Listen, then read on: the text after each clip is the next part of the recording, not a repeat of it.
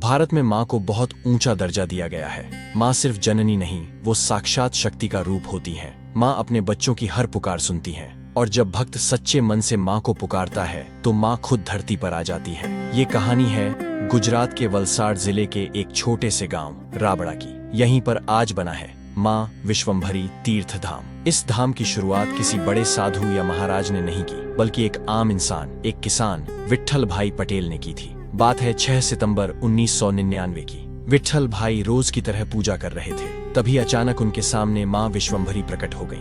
माँ कोई मूर्ति नहीं थी, वो साक्षात रूप में आई। उन्होंने विट्ठल भाई से 45 मिनट तक बातचीत की। माँ ने कहा, मैं ही सृष्टि की जननी हूँ। ब्रह्मा, विष्णु और महेश सब मुझसे ही उत्पन्न हुए हैं। मैं ही आदिशक्ति हूँ। माँ ने उन्हें एक संदेश दिया, अब समय आ गया है जब धर्म को सेवा से जोड़ा जाए, लोग फिर से सच्चाई के रास्ते पर चले। तुम एक ऐसा स्थान बनाओ जहाँ लोग सिर्फ भक्ति ही नहीं, सेवा और सच्चे कर्म भी करें। विट्ठल भाई ने माँ की बात को आदेश माना और केवल 90 दिनों में बिना किसी प्रचार के उन्होंने शुरू किया माँ विश्वम्भरी तीर्थ धाम। यहाँ कोई सोने चांदी का मंदिर नहीं बना, न ही ऊंची ऊंची दीवारें, बल्कि एक ऐसा स्थान बना जहाँ प्रकृति, सेवा और शांति का वातावरण हो। यहाँ गायों की सेवा होती है, लोग पेड़ पौधे लगाते हैं और रोज सादा जीवन और सत्य पर चलने की प्रेरणा मिलती है। माँ ने कहा, मंदिर सिर्फ ईंट पत्थर से नहीं बनते। जब तुम अपने माता पिता की सेवा करते हो, गायों की सेवा करते हो और सच्चाई से जीवन जीते हो, वहीं भगवान का वास होता है। माँ ने सिखाया, धर्म का मतलब है अच्छा इंसान बनना, सच्चा जीवन जीना,